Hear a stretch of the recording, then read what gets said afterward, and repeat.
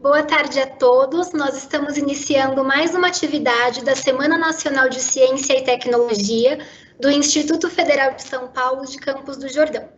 Pedimos a todos que fiquem atentos ao chat do lado direito da tela de vocês, pois é por lá que nós vamos publicar todos os comunicados do evento e também é por onde vocês conseguem enviar perguntas à palestrante durante a nossa apresentação de hoje. E na palestra de hoje, nós temos como tema as contribuições das neurociências para a aprendizagem, que será ministrada pela nossa querida Janaína Weissheimer. Janaína Weissheimer é professora associada no Departamento de Línguas Estrangeiras da Federal do Rio Grande do Norte, é membro do programa de pós-graduação em Estudos da Linguagem e colaboradora do Instituto do Cérebro da Federal do Rio Grande do Norte. Janaína possui doutorado em Letras em Inglês pela Federal de Santa Catarina e realizou estágio pós-doutoral em Neurociências Ocultas no Laboratório de Eletrofisiologia Cognitiva da Universidade da Califórnia, em San Diego. Seus interesses de pesquisa envolvem o estudo dos correlatos neurais e cognitivos da aprendizagem e do processamento da linguagem. Janaína, seja muito bem-vinda, a palavra é toda sua. Vocês estão me ouvindo bem? Sim. Sim? Sim. Então, gostaria de começar agradecendo a organização do evento, principalmente a Stefani, pelo convite, por essa carinhosa introdução. É um grande prazer estar aqui com vocês. Vocês também estão conseguindo ver o meu slide direitinho, né? Qualquer coisa, vocês me dão um feedback. Tá tudo certo. Ok. Então, gente, como a Stefani falou, eu sou aqui da UFRN, eu trabalho como colaboradora na minha pesquisa realizada no Instituto do Cérebro, aqui na UFRN, mais especificamente no Laboratório de Sono, Aprendizagem e Memória, coordenado pelo professor Siddhartha Ribeiro, e eu também faço pesquisa no Laboratório de Ensino de Estudos Experimentais em Linguagem, que é o LELIN, que está aqui também o logotipo para vocês verem. Bom, hoje a gente vai falar sobre neurociências e as contribuições das neurociências para a aprendizagem. E aí eu vou começar aqui com uma provocação. Né? Vou começar, como a semana de vocês é de ciência e tecnologia, né? O evento de vocês é ciência e tecnologia, eu decidi trazer uma fala, uma citação do presidente do MIT, né? Que é o Instituto de Tecnologia de Massachusetts. Então, o que ele diz? Ele faz uma provocação dupla aqui, né? Se a gente não sabe como o ser humano aprende, como que a gente pode querer saber como ensinar? Né? Eu gosto muito dessa fala dele, claro, foi tirado de um contexto maior, né? Mas que traz essas duas coisas importantes. Primeiro, as pesquisas em neurociências, né, são muito recentes, elas datam 30, no máximo 40 anos. Isso, se a gente for pensar, né, evolutivamente, não é nada. Então, elas são extremamente recentes. E as pesquisas em neuroimagem, elas são mais recentes ainda. E elas vêm, foi a partir delas que a gente conseguiu, então, começar a compreender como o cérebro aprende. Hoje a gente consegue olhar para o cérebro enquanto ele está realizando uma atividade de aprendizagem, né? Então, isso foi essencial, um divisor de águas, para a gente entender como que o cérebro aprende. Mas como isso é tudo muito recente, a gente não teve tempo ainda de desenvolver, né, teorias de ensino que sejam baseadas nessas evidências que vêm científicas de como o cérebro aprende. Então, aqui é importante a gente pensar nisso, de que adianta, e isso é feito muito, né, eu criar teorias de ensino baseadas, né, em ideias e filosofia e teoria, se eu não sei como que o cérebro, né, e aqui eu estou falando do cérebro, mas eu considero o ser humano como um todo na aprendizagem, mas para fazer assim uma definição de escopo, que é o da minha pesquisa, vocês vão estar me ouvindo falar do cérebro. Como o cérebro aprende, se eu não sei se essas teorias que eu estou testando em sala de aula vão ter uma consonância com a forma como o cérebro responde a essa aprendizagem, né, a essa teoria. Então, a minha proposta hoje aqui é toda para a gente discutir isso. A gente vai fazer uma fala de mais ou menos 1 hora e depois vocês vão ter um tempo, né, segundo a Stefani me informou, para vocês fazerem perguntas e interagirem comigo, tá certo? Bom, então, eu resolvi dividir a minha fala aqui em três momentos, três partes. Primeiro, a gente vai falar dos pilares de aprendizagem e dentro desses pilares a gente vai considerar os pilares fisiológicos, cognitivos e psicológicos, certo? E aí a gente sempre vai fazer uma ligação com o ensino e aprendizagem, tá? Então, começando com os pilares fisiológicos, como eu falei para vocês, eu trabalho num laboratório que chama Laboratório do Sono, da Memória e da Aprendizagem, né? Então, uma das principais, o carro-chefe da nossa pesquisa aqui no laboratório é sono e sonhos. E uma das nossas perguntas de pesquisa é como que o sono ajuda a aprendizagem, como o sono funciona na consolidação de memórias que são criadas durante a aprendizagem, né? Isso é uma visão bastante recente. Até pouco tempo atrás, o sono era visto simplesmente como uma estratégia, uma maneira da gente fazer uma reciclagem no cérebro, né? Um detox no cérebro. Então, a gente dormia para o cérebro descartar tudo aquilo que ele não precisa guardar. Então, o sono funcionou durante muito tempo. A gente viu o sono com esse papel. Hoje, a visão que a gente tem do sono é completamente diferente. Hoje em dia, graças a essas pesquisas das últimas 3 décadas, a gente vê o sono como um elemento essencial no algoritmo de aprendizagem. Então, o sono não é só importante para não fazer a gente esquecer, mas o sono é importantíssimo para consolidar as nossas memórias de aprendizagem, né? E como que funciona isso? Os circuitos neurais, as sinapses e os circuitos que são formados durante uma atividade de aprendizagem, eles são reverberados, eles são reativados durante o sono, né? Principalmente numa fase do sono que é chamado sono REM, que é o sono, né, dos sonhos. Nessa parte, o que acontece? Essa mesma circuitaria que esteve recrutada durante a aprendizagem, ela é reativada durante o sono e potenciada, né? Então, ela é consolidada, as aprendizagens são consolidadas ali, além de ter esse descarte das informações que a gente não precisa. Bom, e aí a gente não precisa, é meio senso comum, a gente falar do quão importante a alimentação saudável é para a aprendizagem e a atividade física, né? Então, hoje tem muitas pesquisas que apontam para esses fatores fisiológicos e como eles são importantes para a aprendizagem, não só da criança, mas também do adulto. E a gente costuma ver nessa linha de pesquisa esses efeitos fisiológicos como o que a gente chama de uma fruta que está perto de apanhar na árvore, né? Então, aquela fruta que você simplesmente estica o braço e você consegue apanhar. E o que significa isso?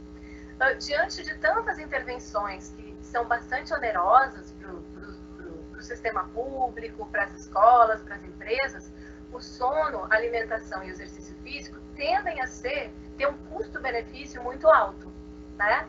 Então, a gente vê uma possibilidade muito grande, muito eficaz de se investir no sono, na alimentação e na atividade física como um fator de potenciação da aprendizagem, principalmente na infância, né? Então, de forma prática, como isso funciona? Na questão do sono, que é a parte aqui que eu mais trabalho, né, nas nossas pesquisas, a gente tem visto como é importante a gente ter o que a gente chama de higiene do sono, né? Como é importante, antes de dormir, a criança, adolescente ou adulto, a gente ter essa prática de desligar telas pelo menos 1 hora antes, reduzir a iluminação artificial antes de dormir, reduzir estímulos sonoros antes de dormir.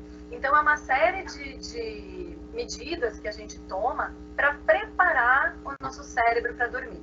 E a gente tem visto nas nossas pesquisas que isso faz, essa preparação, essa higiene do sono, faz uma total diferença na hora da gente avaliar a qualidade do sono e a qualidade da aprendizagem, que está diretamente relacionada ao sono, certo?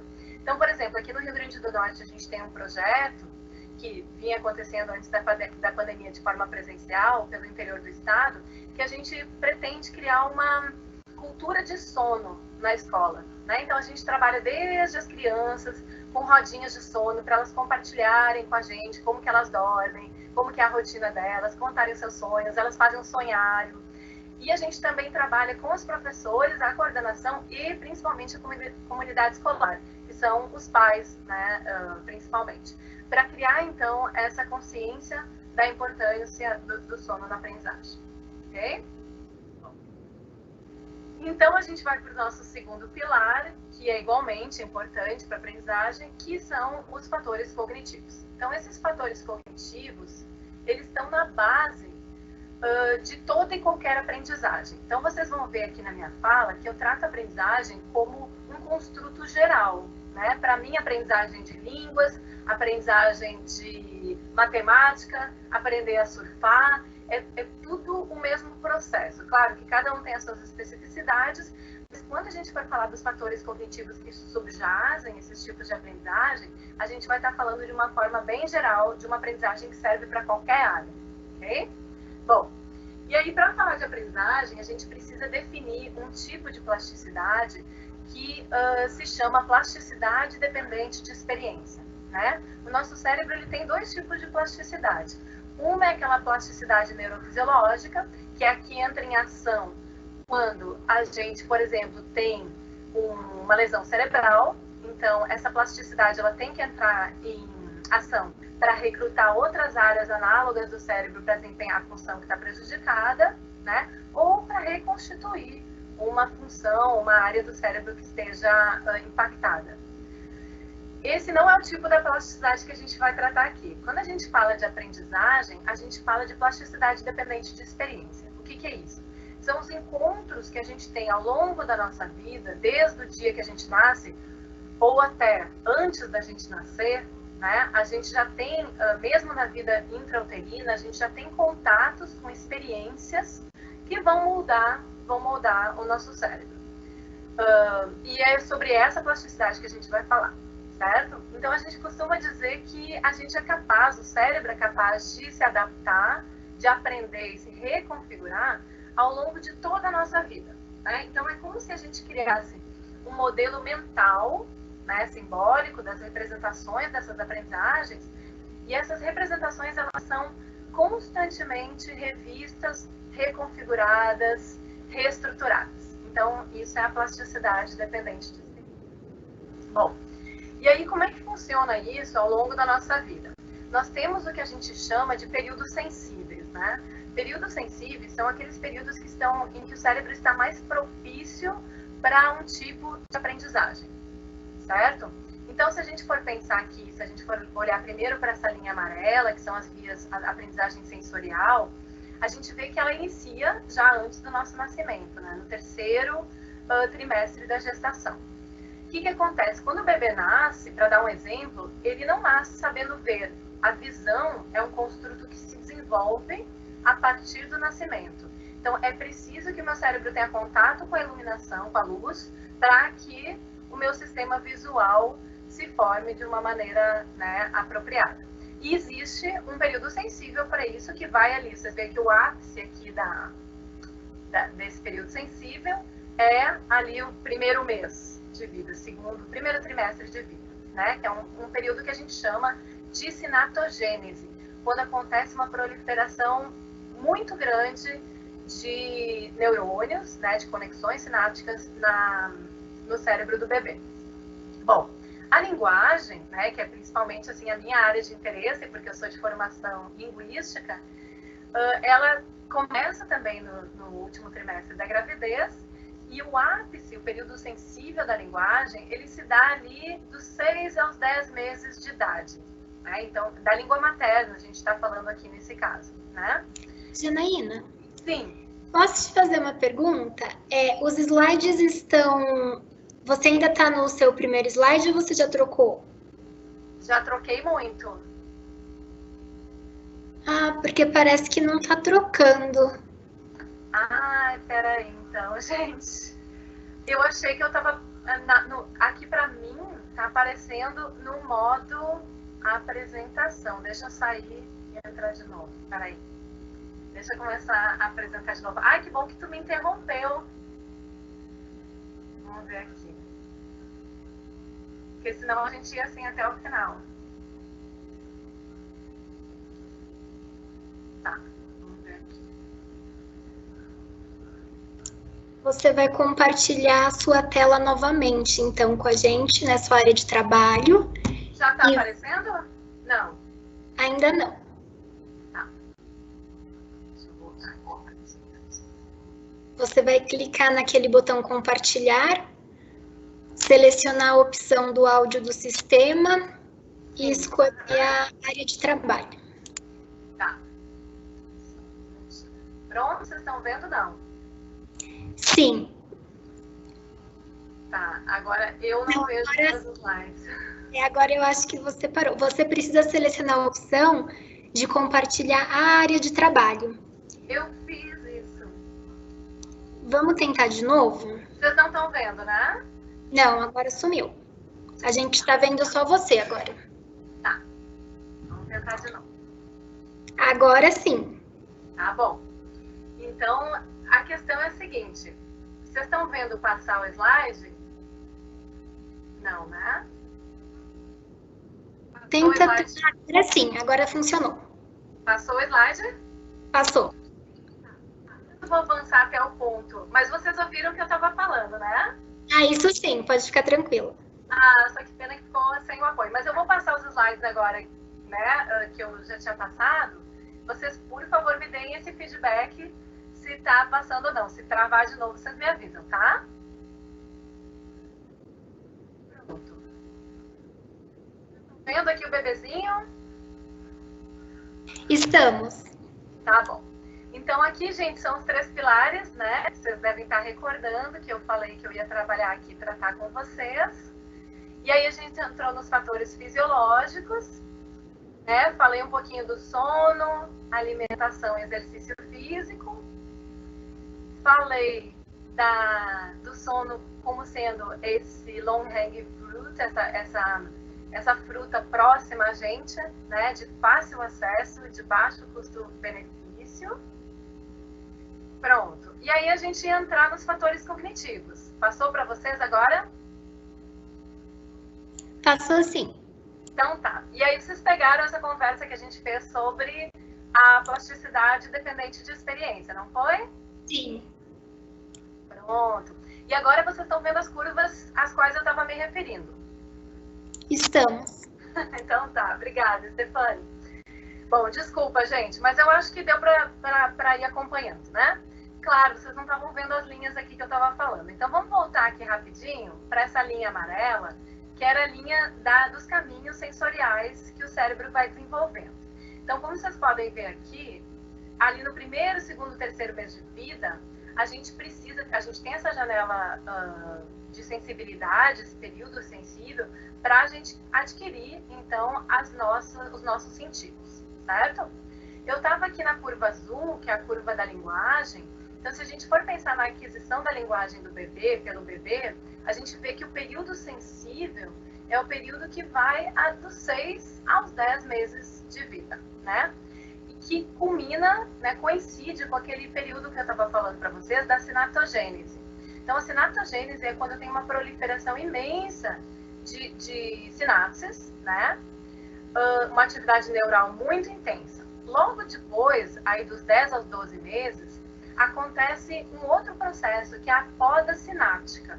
O que acontece? O cérebro começa a jogar fora, a podar aquelas sinapses que ele não vai precisar, porque ele criou muitas sinapses e ele não vai precisar dessas, de todas. Então, ele começa a parametrizar, de acordo com as experiências que o bebê vai encontrando no seu dia a dia, o cérebro começa a parametrizar e começa a podar, começa a descartar sinapses que não vão ser importantes, que ele julga que não vai ser importante para aquele bebê, né? E o cérebro faz isso seguindo um princípio de economia, que é um princípio homeostático que ele segue naturalmente, que é o padrão, é o default dele, certo? Então, para a gente dar um exemplo, em relação ao bilinguismo. O bilinguismo, o bebê, até esse ponto aqui da sinaptogênese, até 6 meses de idade, o bebê é capaz de armazenar e estar preparado para adquirir qualquer som, qualquer fonema de qualquer língua do mundo, certo? Então, o aparato fonológico do bebê, ele está aberto para qualquer tipo de fonema em qualquer língua até os 6 meses de idade. A partir dos 6 meses, o bebê já começa a discriminar entre fonemas de línguas diferentes, né? Então, se ele tiver alguém falando na língua materna dele, ele vai reconhecer. Se ele tiver alguém falando numa língua estrangeira, ele não vai mais reconhecer. Então, ele já faz essa distinção entre os fonemas de diferentes línguas. O que segue esse princípio de economia do cérebro, mas é ruim, se a gente for pensar, né? Porque a partir daí, da poda sináptica, começa a ficar mais difícil, não impossível, mas mais difícil, de eu aprender qualquer língua. Principalmente no que diz respeito à parte fonológica, né? Então, para eu ter uma proficiência, a gente diz assim, nativa, né? Ou parecida com uma proficiência nativa, eu vou ter que expor esse bebê às línguas, quanto mais línguas melhor, antes dos 6 meses de idade e o quanto antes possível, né? Então, a gente tem essa limitação do nosso aparato quando a questão, o quesito é a linguagem. Já as funções cognitivas, que eu queria chamar a atenção de vocês para essa linha vermelha, nessas funções cognitivas, o que acontece? Elas têm, o ápice delas é um pouquinho mais tarde. Então, vocês vão ver aqui que na puberdade, né, no início da puberdade, a gente tem ainda esse desenvolvimento das funções cognitivas, né? Então, o que acontece? A gente aprende durante a vida inteira. E essas funções cognitivas, elas também vão começar a ter o seu declínio a partir da puberdade. Então, a partir da puberdade, não só a gente vai ter mais dificuldade de implementar esse nosso aparato biológico das funções cognitivas, mas também os sensoriais e os linguísticos, né? Então, é mais ou menos dizer que tudo começa a ir a ladeira abaixo a partir da nossa puberdade. Mas existem outras vantagens. Depois a gente vai ver aqui ao longo da minha apresentação. Bom, naquele conceito que eu estava falando para vocês, da plasticidade dependente de experiência. A gente pensa, bom, mas hoje todo mundo fala que as crianças, os bebês são nativos digitais. Então, né, eles já nascem sabendo usar esse aparato digital. Isso, na verdade, é um grande neuromito, né? É um mito que a gente criou, que, na verdade, a inovação tecnológica é evolutivamente muito recente. Não haveria a menor condição, se o nosso cérebro não conseguiu evoluir ainda, para acomodar a leitura em papel, né? A leitura é um processo que a gente precisa desenvolver através da instrução, diferente da fala. O bebê, ao passo que o bebê aprende a falar naturalmente, o nosso cérebro já incorporou essa função cultural, mas a leitura ainda não. O bebê ou a criança, ela não aprende a ler sozinha, né? Ela vai ter que ter uma instrução formal. O que significa isso? Significa que o nosso cérebro ainda não nasceu pré-programado para acomodar essa mudança cultural que é a leitura. E muito menos ele está programado ao nascimento para acomodar os avanços tecnológicos, né? O que acontece, e por isso que isso é um mito, é que o bebê ao nascer, ele já vai ser muito mais exposto a telas e a tecnologia, né? Então o cérebro dele, esse algoritmo que ele traz de aprendizagem, vai interagir, vai impactar essa plasticidade dependente dessa experiência, que significa encontrar muitas telas e muita tecnologia. Então, o bebê aproveita esse período de sinaptogênese intensa para incorporar esse produto cultural, ok? Bom, e aí a gente vai dar uma olhadinha rápida, só para vocês entenderem, né? Eu não sei qual muito a base de vocês aqui em relação às funções executivas, mas eu acho que é bem interessante a gente dar uma passada e mostrar alguns exemplos. Bom, a primeira função executiva, o que são as funções executivas? São um conjunto de funções básicas que estão lá na base do nosso processamento mais complexo, né? Então, elas estão na base não só do processamento, mas também da aprendizagem de qualquer coisa. Atenção. Atenção costuma ser chamada de a porta de entrada para a aprendizagem, né? Por isso que os professores falam tanto, preste atenção, porque a atenção é fundamental. É muito difícil, eu não vou dizer impossível, embora isso seja bastante debatido, mas é muito difícil a gente aprender qualquer coisa que não esteja no foco da nossa atenção consciente, né? Junto com a atenção, a gente tem o que a gente chama de controle inibitório. Controle inibitório é a habilidade que eu tenho de inibir os distratores. Então, tão importante quanto focar a atenção é eu inibir as coisas que estão me distraindo, né? Seja algum cachorro latindo quando eu tenho que ler um texto, seja o burburinho da sala de aula, agora infelizmente a gente não está tendo isso, né? Mas o burburinho da sala de aula, das conversas paralelas, então, enquanto eu estou tentando ler um texto, né? Então a gente precisa ser também muito eficaz nessa atividade de inibir os distratores. E pessoas variam nesse quesito, e essas funções elas podem ser também desenvolvidas a partir do treino, ok? Então, para dar um exemplo, gente, eu não sei se alguns de vocês já assistiram esse vídeo, mas ele mostra bem como a atenção e o controle inibitório funcionam. Eu vou pedir, vocês vão ver um joguinho de basquete, entre dois times. Tem o time preto e o time branco, certo? Eu vou pedir, vou dar uma tarefa para vocês. Eu vou pedir que vocês contem os passes que o time branco vai fazer, certo? Então, só contar os passes de bola do time branco. This is an awareness test. Vocês conseguiram ouvir? Conseguimos sim, Janaína. Tá bom, obrigada. How many passes does the team in white make? Go!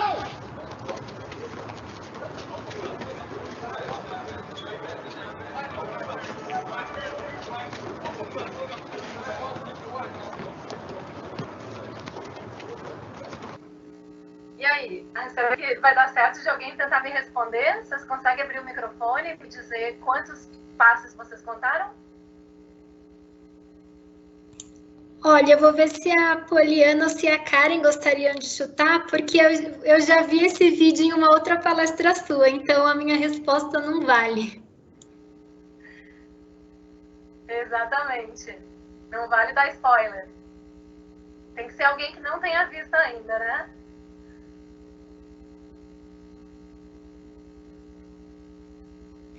Ó, eu vou falar um número aqui para a gente avançar na palestra. Eu vou falar 7 vezes.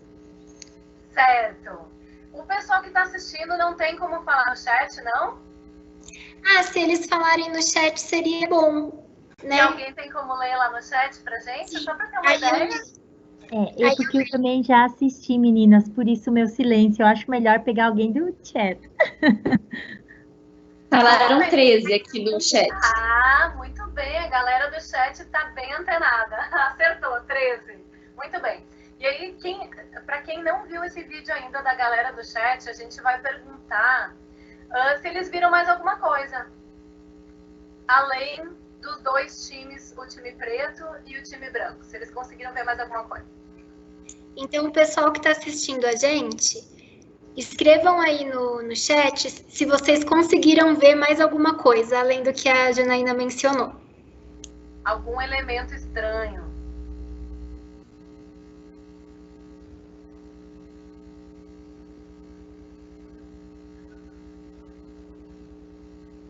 Não? Então, não era para ter visto mesmo. Não era para ter visto. Eu vou colocar o resto do vídeo aqui pra gente.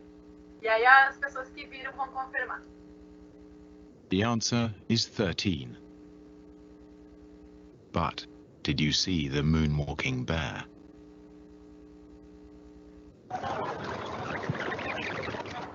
Go!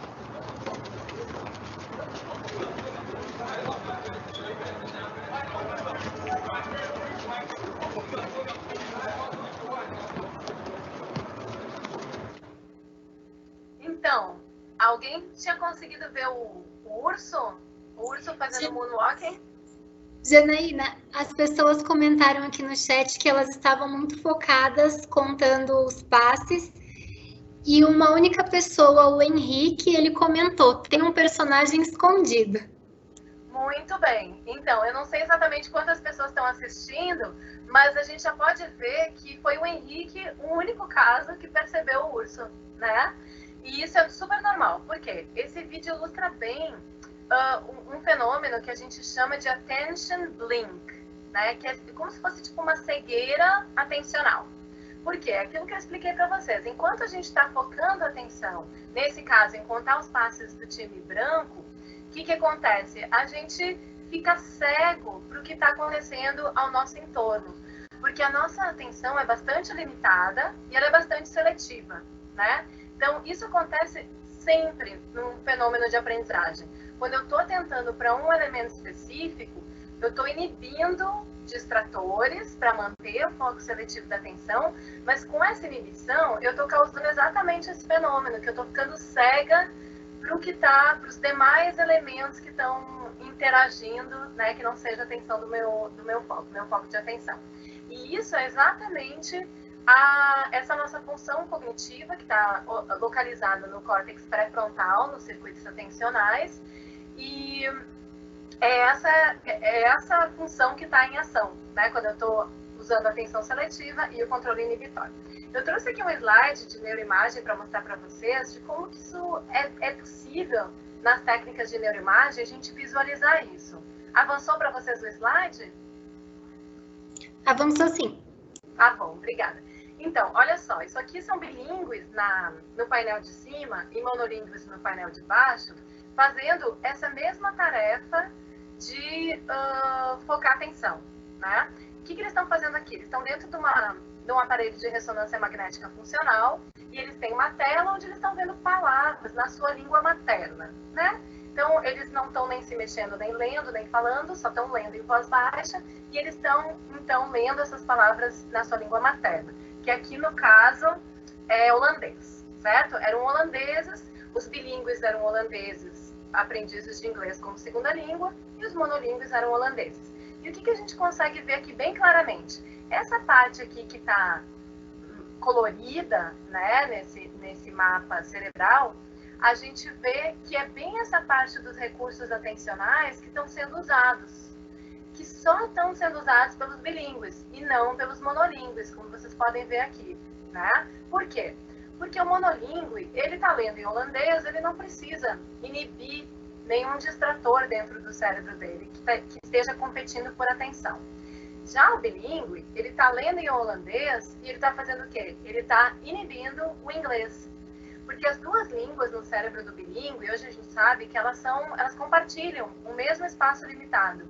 E elas brigam constantemente por atenção, né? Então, um bilíngue, quando ele está tentando ler em holandês, ele está o tempo todo inibindo o inglês. Eu, para estar falando aqui com vocês em português, eu estou o tempo todo gastando energia cerebral para inibir o inglês, enfim, as outras línguas que eu falo, certo? Então, isso é importante porque a gente percebe a função, né, que o nosso controle executivo tem. E o que a gente sabe hoje, principalmente em função desses estudos com bilinguismo, é que esse treino constante de inibição, de controle inibitório e foco de atenção que os bilíngues fazem, e aprimoram esses circuitos, essa função executiva, e vai gerando ao longo da vida um ganho que a gente chama de reserva cognitiva, né? Então, mais adiante, lá na longevidade, eles criam uma reserva cognitiva em termos de funções cognitivas. A boa notícia para a gente é que a atenção, ela pode ser desenvolvida, né? Também teve um período em que se achava que a atenção é aquilo, você nascia com aquela capacidade de atenção e morria com aquela mesma capacidade de atenção. Hoje a gente sabe que não é assim. Hoje a gente sabe que ela pode ser treinada e pode ser desenvolvida. Em sala de aula, como que a gente sabe disso? Como que a gente pode treinar a atenção em sala de aula? Bater na mesa ajuda a chamar atenção, né? Repetir ajuda a chamar atenção, a focar atenção. Mas existem maneiras mais sutis da gente desenvolver isso com os nossos alunos, né? Então, por exemplo, se eu for dizer para vocês, para dar um exemplo, que o nome dessa obra aqui, quer dizer, eu vou pedir para vocês olharem para essa obra, que é de um pintor também holandês, e me dizer assim o que vocês conseguem ver. Primeira coisa que vem à cabeça de vocês. Provavelmente vocês vão dizer o quê? Água, pedras, montanhas, plantas, né? Se eu disser para vocês que o nome dessa obra é A Queda de Ícaro, né? Se eu fornecer essa informação para vocês, essa referência, vocês provavelmente vão observar um elemento que tinha passado na cegueira atencional de vocês, né? Que tinha passado despercebido, que é o Ícaro aqui, não sei se vocês conseguem ver, o Ícaro caindo, né? Então, foi o momento que eu ativei uma referência, né? A gente sabe, videogame faz muito isso, né? Trabalha com essas referências, que é essencial para a aprendizagem. E é essencial para quê? Para engajar a atenção. Então, no momento que eu disse para vocês que o nome da obra é A Queda de Ícaro, eu dei uma referência e vocês desenvolveram um aprendizado novo. Em sala de aula, a gente costuma usar, e os videogames também usam muito isso, que é o elemento surpresa. Eu coloquei papel higiênico aqui que era para chocar mesmo. Mas, por exemplo, se a gente for pensar, o elemento surpresa, ele ajuda a engajar os circuitos atencionais, né? Por quê? Porque o cérebro, para não gastar energia, ele vai sempre procurar uma performance, um estado homeostático, que a gente chama de estado default. Quando ele estiver nesse estado default, ele não é um estado bom para aprendizagem, porque ele está economizando energia, está descansando esses circuitos atencionais. Em sala de aula eu não quero isso, né? Eu quero o meu aluno, seja na sala de aula virtual, real, com o pré-frontal engajado, com a atenção engajada. Então, o que eu posso fazer? Eu posso inserir um instrumento, um elemento surpresa na minha aula, que, claro, ele vai funcionar por um tempo, né? E por isso que eu tenho que fazer uma alternância de elementos surpresas. Mas sempre eu engajando um elemento surpresa, eu vou despertar essa atenção dos alunos. Então, é outro truque, assim, simples e que muitas pessoas, assim, não conhecem, né? E que é uma estratégia, uma técnica que encontra bastante respaldo no funcionamento da aprendizagem no cérebro, ok? E, gente, o pessoal me pergunta muito assim, bom, mas, então, se aprendizagem é formação de memórias, né, para o cérebro, o que é aprender? É formar memórias e fortalecer essas memórias. E a gente sabe que a formação de memórias, ela passa por esses 4 estágios. Tem o estágio da atenção, que eu acabei de descrever, tem a codificação, que é quando a informação nova chega e eu testo as minhas hipóteses, eu vejo como ela vai se encaixar naquele modelo representacional que eu já tenho. Eu faço armazenamento, que é assim, ok, encaixou, essa informação nova, ela encaixou no meu modelo representacional, muito bem. Então, agora eu vou armazenar, né, eu vou memorizar. E, por fim, eu vou ter a ativação, que é quando eu for fazer uma prova, quando eu for na aula seguinte, que a professora for fazer uma revisão, professor, eu vou ter que ativar esse conhecimento que eu memorizei, certo? Então, as pessoas me perguntam muito, bom, qual é o melhor momento para a gente dar feedback para o aluno, né? Normalmente, quando que a gente costuma dar o feedback? Aqui no final, né? A gente costuma deixar o aluno solto para aprender, para testar suas hipóteses, para armazenar hipóteses que podem ser certas ou não. E quando a gente vai fazer o exercício, o teste, a prova, a avaliação, aí que a gente dá o feedback, né? Aqui o feedback a gente pode pensar como um feedback corretivo, certo ou errado, ou não, a gente pode pensar como feedback de uma forma mais ampla, de uma informação extra, um material extra para consultar, né, nesse sentido também. E isso está errado. Hoje as pesquisas que a gente tem em neurociências mostram que o momento ideal e mais impactante para o cérebro e para a aprendizagem é se eu oferecer essa correção, esse feedback, no momento da codificação. Então, é naquele momento que o aluno está encontrando a informação nova, que eu já tenho professor, ou um sistema, né, um computador tutor, pode ser, né? A gente tem tantos exemplos hoje de aplicativos de ensino e aprendizagem com esse feedback automático.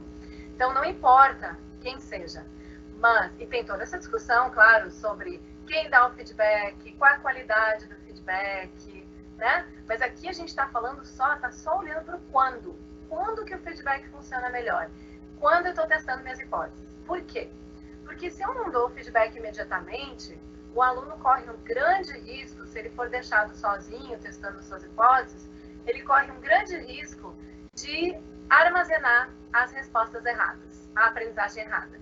E se isso for feito, vai ser muito mais difícil de quebrar esse conhecimento que foi cristalizado de uma forma errada do que se eu atuar no meio do processo. Faz sentido?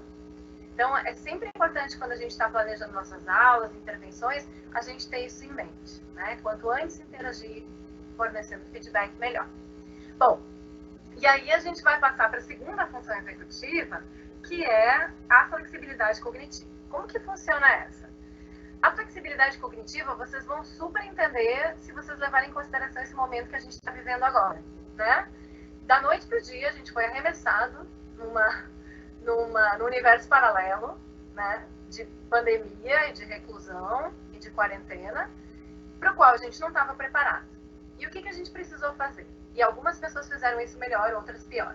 A gente precisou ter flexibilidade cognitiva para deixar de lado aquele modelo que a gente tinha de o que é viver no mundo e criar um novo modelo, que é esse modelo que a gente está desenvolvendo agora, que muitos chamam de novo normal, pós-normal, né? Que é essa nova adaptação. Algumas pessoas fazem isso melhor que as outras, por quê? Porque elas têm uma capacidade maior de flexibilidade cognitiva. Seja pelas experiências que ela tem encontrado na frustração e de resiliência ao longo da sua vida, seja por fatores biológicos, né? É sempre uma combinação de o que a gente chama de nature e nurture. A natureza, a biologia e a aprendizagem, a experiência, né? Então, esses dois fatores, eles andam sempre juntos. Então, tem um estudo que eu acho super fofo, que eu sempre trago, que é para a gente entender como é que funciona essa flexibilidade cognitiva. Ela começa a vir ali pelos 3 anos, quando a criança começa a se dar conta de que as pessoas pensam diferente dela, né? Que as pessoas têm estados mentais e pensamentos diferentes dos dela. Porque até então a criança acha que todo mundo pensa igual a ela, a mesma coisa, né? Então, como é que a gente pode ver isso? A gente faz um teste de teoria da mente, que é esse construto, né, que mostra a flexibilidade cognitiva. E como que a gente pode fazer? A gente pega 2 crianças de 3 anos, uma bilíngue e uma... Porque a hipótese é que as crianças bilíngues, elas desenvolvem a flexibilidade cognitiva antes, de uma forma precoce, em relação às crianças monolíngues, tá? Então, eu pego 2 criancinhas de 3 anos, uma bilíngue e uma monolíngue, mostro uma caixinha de Smarties para elas e pergunto, olha, o que tem aqui, Joãozinho e Mariazinha? Ah, Smarties, ok. Aí eu peço para o Joãozinho sair da sala, ok? Fico só com a Mariazinha. E aí eu troco os Smarties por palitos de fósforo e escondo os Smarties.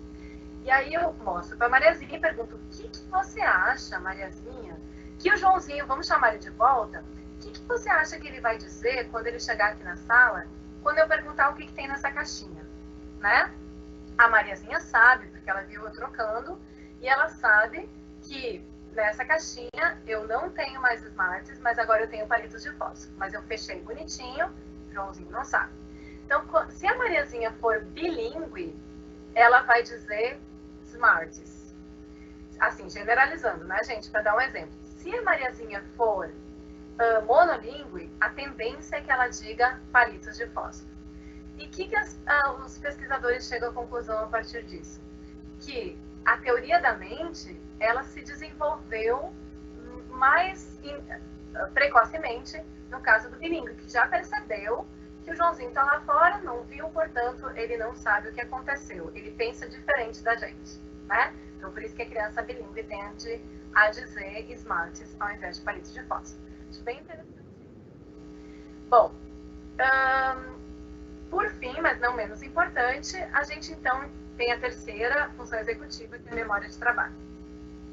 A memória de trabalho, gente, ela permeia toda e qualquer atividade que a gente faz ao longo da vigília, né? A gente só não usa a memória de trabalho quando está dormindo, mas quando a gente está acordado, a gente está usando o tempo todo. O que a memória de trabalho faz? Ela tem muito mais a ver com processamento do que com memória em si. Então, esse nome não costuma ser muito bom para a gente explicar como que funciona. Mas vamos pensar na leitura. Vamos supor que eu esteja lendo um livro, certo? Um romance. Eu preciso fazer o quê? Eu preciso armazenar personagens, o roteiro, o enredo da história, os lugares onde essa história se passa, né? Então, eu vou armazenando todos esses detalhes. Ao mesmo tempo que eu estou lendo e preciso, por exemplo, desambiguar, quebrar uma ambiguidade que tem em alguma sentença, né? Então, vamos supor que eu estou lendo e eu encontro uma sentença ambígua. eu tenho que ler aquela sentença 3, 4 vezes, né? Ao mesmo tempo que eu faço isso, eu tenho que continuar armazenando todos aqueles outros elementos. Então, é um processamento de leitura, ao mesmo tempo que eu armazeno elementos parciais dessa leitura. Então, esse é um movimento constante de armazenamento e processamento que a memória de trabalho faz. Mas o que acontece? Essa nossa capacidade é limitada. Então, existe uma briga, né? Sempre o processamento está brigando com o armazenamento e vice-versa. Eu ia fazer um teste aqui, mas como eu não estou tendo feedback de vocês e pelo chat não vai dar certo, eu vou só explicar, né? Não vou fazer o teste com vocês. Eu acho que a Stefani fez o teste, ela vai lembrar. Por exemplo, para a gente ver, mas vocês podem fazer o teste aí quando vocês vão acompanhando. Por exemplo, se eu pedir para vocês lerem essas sentenças em voz alta, ao mesmo tempo que vocês guardam a última palavra da sentença, vocês vão estar fazendo assim. Aviões... e quando vocês leem a sentença, vocês têm que me dizer se ela é verdadeira ou falsa, ao mesmo tempo que vocês guardam a última palavra na memória. Então, vocês vão estar fazendo assim. Aviões são rápidos, verdadeiro. A rosa é cinza, falso. Quando chegar um ponto de interrogação, eu vou pedir para vocês lembrarem das últimas palavras. Que aqui vai ser fácil, nesse caso, rápido, cinza, né? Então, esse teste, ele mostra exatamente como que funciona a memória de trabalho. Eu estou processando pelo verdadeiro e falso e estou memorizando as últimas palavras. Só que o teste faz, ele vai ficando mais difícil, ó. 3 palavras, 4 palavras, né? E assim por diante. Ele vai até 6 palavras. E 6 palavras é extremamente difícil você conseguir fazer o julgamento de verdadeiro e falso ao mesmo tempo que você lembra das 6 palavras ao mesmo tempo. Okay? Então, esse é um teste padrão que a gente usa para ver o trabalho da memória de trabalho. Bom, e aí, só para encerrar essa parte das funções executivas, é importante a gente, eu já falei um pouco sobre isso, mas a gente tentar entender como que elas funcionam ao longo da vida, né? Então, elas vão estar ali propiciando essa aprendizagem, essa nossa interação com o mundo ao longo de toda a nossa vida. O bebê, desde o bebê, que ali consegue, né, ter uma aprendizagem imensa, principalmente nos seus primeiros 6 meses de vida, a criança desenvolvendo essa teoria da mente que ela vai carregar ao longo da sua vida. Eu gosto muito de dar o exemplo da rede social, né? Se a gente for ver nas redes sociais, a polarização das redes sociais, a gente pode ver que tem muitos adultos que na sua vida adulta não sabem exercitar a sua flexibilidade cognitiva, né? Tem muitos adultos que pensam que todo mundo tem que pensar igual a ele ou ela, né? Então, a gente vê nesses ambientes de redes sociais várias demonstrações de pessoas com uma flexibilidade cognitiva extremamente imatura. Bom, a memória de trabalho, então, ela tem ali, né, o ápice também na puberdade, mas a gente usa na vida inteira, tendo esse declínio na longevidade. E na velhice, então, a gente tem essa incidência de doenças degenerativas, né, esse declínio das nossas funções executivas, mas a gente tem a reserva cognitiva, que pode ser gerada como bilinguismo, né, aprendendo mais línguas, jogando videogame, também gera uma reserva cognitiva boa, porque você testa a atenção muito, aprendendo coisas em geral, né, aprendendo um instrumento, aprendendo um esporte. Então, por isso que a gente fala muito dos elementos fisiológicos, porque essas são estratégias para a gente criar, ao longo da vida, uma reserva cognitiva. E, mas o que eu ganho com isso? Né? Hoje os estudos apontam cerca de 4 a 5 anos de ganho. Né? Então, por exemplo, se você tem 90 anos e vai desenvolver, por exemplo, a doença de Alzheimer, que é uma doença de degeneração de memória especificamente, se você tiver 90 anos e por causa dessas coisas, dessa reserva cognitiva, você desenvolver Alzheimer só aos 95, você já está no lucro, né? Considerando que a população está envelhecendo e que muita gente vai ter Alzheimer no futuro. Então, esses 4, 5 anos que você tem de reserva, vamos dizer assim, de um delay nesse onset de demências, pode ser bastante prazeroso para a gente, para as nossas famílias, né? Bom, e aí, por fim, mas não menos importante, a gente vai tratar dos fatores psicológicos que são essenciais para a aprendizagem. eu acho que isso, hoje em dia está muito claro, né, em meio a essa pandemia e ao nosso isolamento, o quanto os fatores psicológicos são importantes, né? O quanto o sofrimento mental ele impacta a nossa vida. Então, não preciso falar sobre isso, porque cada um de nós está sentindo isso na pele, uns mais e outros. Bom, a gente sabe que desde que a gente nasce, a gente é pura emoção, né? O bebê, nos primeiros 12 meses de vida, ele já consegue dominar pelo menos 10 tipos de choro diferentes, que tem tensão comunicativa diferente, né? E o choro é a nossa primeira forma de comunicação e ele vem aí carregado de emoção. Um exemplo disso é esse choro de birra, né, que a gente sabe que tem apenas uma função, que é manipular o outro a seu favor. Bom, há muito tempo que a gente trata dos fatores psicológicos, que a ciência olha para os fatores psicológicos, né, na aprendizagem. E a ciência, ao longo dos anos, ao longo dos tempos, foi delimitando 2 sistemas, né? Então, a gente tem o que é conhecido hoje pelo sistema 1, que é o sistema reativo, que a gente também vê bastante nas redes sociais, né? Um sistema reativo. E a gente tem o sistema 2, que é um sistema lento e mais crítico, vamos dizer assim, né? Menos reativo e mais racional, vamos dizer assim. Durante muito tempo, a aprendizagem foi somente associada a esse sistema 2, né? Então, esse sistema 2, que é esse sistema da razão. Então, durante muito tempo, a neurociência, a psicologia cognitiva colocou muito esforço na razão. E como que usar a razão, né, na aprendizagem? Mas, hoje, existe uma nova, que a gente chama de neurociência das emoções, que é uma linha de pesquisa nova que está chamando a atenção do pessoal para o papel das emoções na aprendizagem, né? E a gente sabe hoje a interação entre esses 2 sistemas e que eles são igualmente importantes. Por que a gente sabe disso? E a neurociência nos ajudou a entender que a nossa formação de memórias, a nossa aprendizagem, ela é essencialmente dependente do nosso sistema límbico. Eu vou começar falando sobre esse bichinho vermelho aqui que vocês estão vendo, que é o nosso hipocampo. Que ele tem esse nome porque hipocampo significa cavalo marinho em grego. E ele parece um cavalo marinho, né? Então, o hipocampo, ele é responsável por decidir, principalmente durante o sono, quais as informações, quais as memórias que ele vai mandar para o armazenamento de longo prazo e quais as memórias que ele vai descartar. Certo? Então, o hipocampo é um elemento-chave na formação da nossa aprendizagem. E a localização dele, como vocês podem ver, ele está aqui na base, né, do nosso cérebro e ele está envolto no sistema límbico, que é o sistema que controla as emoções. Né? Por isso que as emoções que têm um cunho emocional forte, um cunho afetivo forte, as memórias que têm um cunho afetivo, um cunho emocional forte, elas vão ser muito mais fortemente guardadas, né?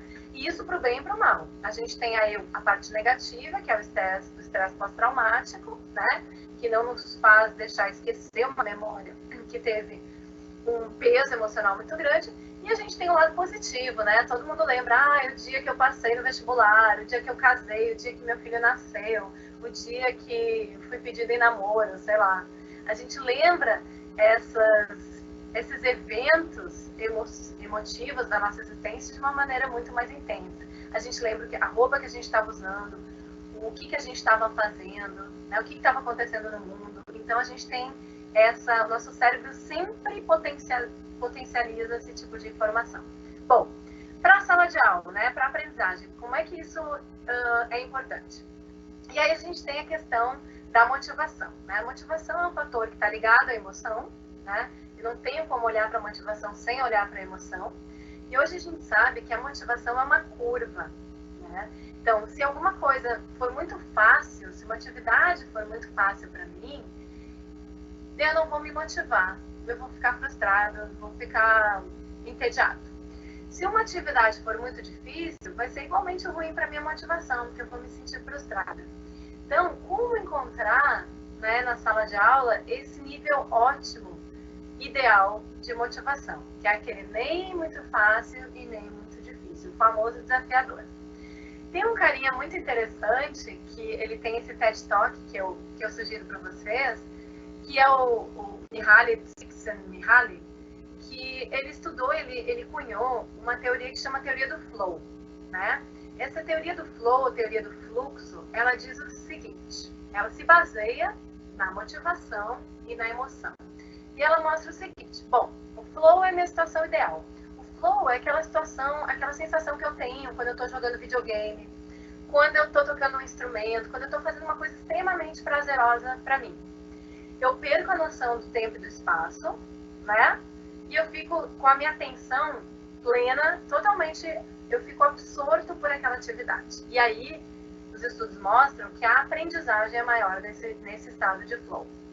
Bom, para eu alcançar o flow, o que aquele pesquisador disse? Eu preciso de um equilíbrio perfeito, ideal, entre nível de habilidade e nível de desafio. Então, eu preciso sentir, cada aprendiz, que eu tenho habilidade para fazer essa tarefa e eu estou sendo desafiado à altura da minha habilidade, certo? O que vai acontecer se eu, por exemplo, se eu estiver aqui, se eu tiver pouca habilidade e muito desafio? Eu vou me sentir ansioso. E a ansiedade não é bom para a aprendizagem, né? Eu vou sair do flow, que é meu estado ideal, e vou para a ansiedade. Então, a gente tem muito isso, por exemplo, a minha área, que é ensino de segunda língua, a gente tem muito isso com os exames de proficiência, né? Porque eles requerem muito, demandam muito da nossa habilidade, e eles têm um controle de tempo muito rígido. Então, não só eu tenho que saber, mas eu tenho que saber muito rápido. E esses modelos de teste normalmente nos colocam nessa situação aqui. Outra situação igualmente ruim, gente, é se eu tiver muita habilidade e pouco desafio, né? Que eu vou entrar numa sensação de apatia, de tédio, de relaxamento, que também não é bom. É aquilo que eu descrevi antes para vocês como o estado default, o estado padrão do cérebro, que não é propício à aprendizagem. Bom, então, resumindo essa última parte, o que a gente tem com a motivação? A gente desperta no aprendiz o sistema de recompensa no cérebro. O que é isso? É um sistema interno que vai despejar um neurotransmissor chamado dopamina, né, na nossa corrente sanguínea e vai atuar ali pelas regiões do córtex pré-frontal. O que a dopamina faz? Ela causa o bem-estar, né? A gente sabe, a gente come chocolate, a gente tem a liberação de dopamina. Então, tem o bem-estar, mas a dopamina, ela também ativa a memória de trabalho, que é aquela parada que eu expliquei para vocês antes, que é importantíssima para a gente agregar informações novas ao nosso sistema. E a dopamina também fortalece as nossas sinapses. Ela atua ali na troca molecular entre as sinapses. Então, a gente tem na motivação o que a gente chama de um ciclo virtuoso de aprendizagem, né? Então, eu dizer para um aluno, gente, hoje vai ter um jogo no final da aula, né? Se eu disser isso, a gente vai jogar Kahoot hoje no final da aula. Ele não só vai ter o prazer de jogar um jogo no final da aula, porque jogo é legal, né? Mas ele, durante a aula inteira, a aprendizagem dele vai estar mais impactada, porque ele já vai estar liberando dopamina. Bom, gente, agora a conclusão, que a gente já está aqui 1 hora de fala, e eu quero muito ouvir também os comentários de vocês. Bom, então qual que é, assim, o meu take-home message para vocês? A lição que eu quero que vocês levem para casa dessa fala de hoje. A gente tem em inglês esse ditado que significa assim: não jogue o bebê da água fora junto... Não jogue o bebê fora junto com a água do banho. O que significa isso? Isso vem da cultura inglesa, né? Que antigamente, assim, tinha muita escassez de água, ainda tem, né, na Inglaterra, e eles tinham que colocar toda a família para tomar banho na mesma água da banheira. Quem já foi para a Inglaterra sabe que lá não tem chuveiro, né, só tem banheira, justamente por isso, porque a banheira economiza água muito mais que o chuveiro. Mas o que acontecia mais antigamente? As pessoas de uma mesma família, então vamos supor assim, tem 5 pessoas na família, mamãe, papai e 3 filhinhos. Todas as pessoas tomavam banho nessa mesma água da banheira. E essa seleção era feita hierarquicamente por idade. Então, começava lá, papai, vamos pensar numa família tradicional, papai, mamãe, filhinho, filhinho, bebê, né? Então, o bebê era o último a tomar banho. E ele ficava com a água mais suja, né? Então, daí que vem esse ditado. Então, a água está imunda. Vamos jogar a água fora, mas o bebê é legal. Não joga o bebê junto, né? Então, por que eu estou dizendo tudo isso? Porque a gente tem que ter essa ideia de que as neurociências, elas não estão aí para nos ensinar a dar aula.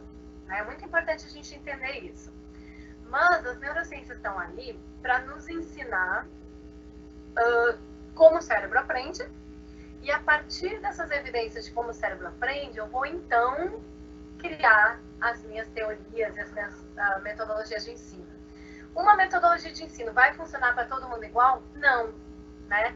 Então a gente precisa também saber tirar o que é bom e ruim. Não existe a metodologia perfeita, o método perfeito. Eu preciso saber selecionar o que é bom e ruim de cada método e criar assim um Frankenstein, que o Frankenstein era legal. Quem era ruim era o cientista, pai dele. Então a gente vai criar um monstro Frankenstein bonzinho com essas teorias todas, né, que vão funcionar para diferentes cérebros de maneira diferente, ok? Então essa é a ideia. E aí eu vou sugerir para vocês uma leitura que é bastante interessante. Muito do que eu falei hoje está nesse livro, né, do Stanislas Dehaene, que é um neurocientista francês. E ele escreveu esse livro, que só existe em francês e inglês por enquanto, é um livro de 2020, que chama Como Nós Aprendemos. Por que o cérebro ainda é melhor do que uma máquina, né? Então esse livro é bastante polêmico, mas ele mostra, né, tudo que eu falei hoje assim, sobre o algoritmo de aprendizagem que o cérebro traz, o que é inato, o que é dependente de experiência, discute muito bem tudo isso. E ele faz analogias com a área, né? Por isso que eu quis trazer para vocês. Ele faz analogias com a área da tecnologia, né? Com a aprendizagem artificial também. Então, acho que pode ser uma leitura interessante para deixar aí para vocês, tá bom? E aí, eu queria agradecer a atenção de vocês, agradecer aqui minha agência de fomento, que patrocina minhas pesquisas, e me colocar à disposição para as perguntas de vocês. Tem meu e-mail aqui também, se alguém quiser ficar em contato. Tá bom?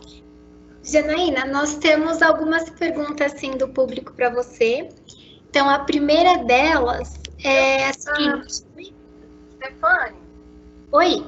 Eu só vou sair daqui. Peraí, deixa eu sair daqui e voltar aqui para vocês. E aí eu vou conseguir ter uma interação aqui com vocês, tá? Deixa eu só ver como é que eu encerro aqui na minha... Ai, meu Deus. Não conseguindo... Voltei. Pronto. Voltou? Tá. Voltei. Vocês estão me vendo? Sim. Então, é assim, ó. A primeira pergunta é a seguinte. É possível termos acesso ao teste de atenção do jogo de basquete? Se você conseguir me mandar o link, aí eu publico para o pessoal. Ótimo, sim. Na verdade, gente, qualquer um que colocar ali no YouTube, se você colocar na busca do YouTube Awareness Test, vocês vão ver o teste de atenção, vocês vão chegar a várias versões desse teste. Mas eu coloco o link aqui para vocês agora. Mas pode ir falando. Tá. A segunda pergunta é a seguinte. As emoções, como tristeza e raiva, podem provocar a cegueira de atenção e comprometer os processos cognitivos? Muito boa essa pergunta. Quem fez essa pergunta? Tem o nome da pessoa, não? Aqui eu não vou conseguir visualizar agora para você. Tá, não tem problema. Tá. Bom, a terceira... Desculpa. Peraí, vamos fazer uma pergunta de cada vez? Eu acho que vai ser melhor, não? Eles estão me ouvindo, né? Estão. Então, acho que é melhor a gente fazer uma pergunta de cada vez. Ok. Tá. Tô colocando aqui, já coloquei aqui, Stefane, o link para você passar para o pessoal desse teste de atenção, tá bom? Que é isso que tá bom. Já pode ficar passando lá, brincando com outras pessoas.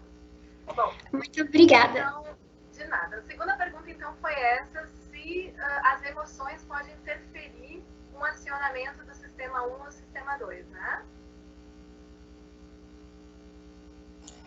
Isso. É uma ótima pergunta, com certeza. Né? A nossa tendência, por uma questão evolutiva, né? Se a gente for pensar lá na nossa versão primata das cavernas, o que acontecia? O nosso cérebro, o cérebro que a gente tem hoje é o cérebro que o homem primata tinha lá. E qual era a preocupação que aquele ser humano primata tinha? Sair da caverna para caçar e voltar vivo à noite, de preferência com uma caça, né? Então, a preocupação que o ser humano tinha naquela época era se manter vivo. Então, por isso que o sistema 1, ele é tão importante, porque é aquele sistema que te faz lutar ou correr, né? Se eu for ver um tigre, eu preciso saber que eu não posso lutar contra o tigre e eu vou correr, né? Se eu for ver uma presa fácil, um coelho, eu vou lutar contra o coelho. Então, essa é a herança que a gente tem evolutiva desse sistema 1, né, que continua com a gente até hoje. O sistema 2, o racional, foi evoluindo ao longo da nossa espécie, né? Mas então, esse sistema 1, ele é mais rudimentar, mais basilar, ele é o primeiro sempre que vai vir à tona, né? Eu preciso reprimir esse meu sistema 1 para ativar, é aqueles 10 segundos de respiração que a gente fala. Tá a fim de agredir alguém?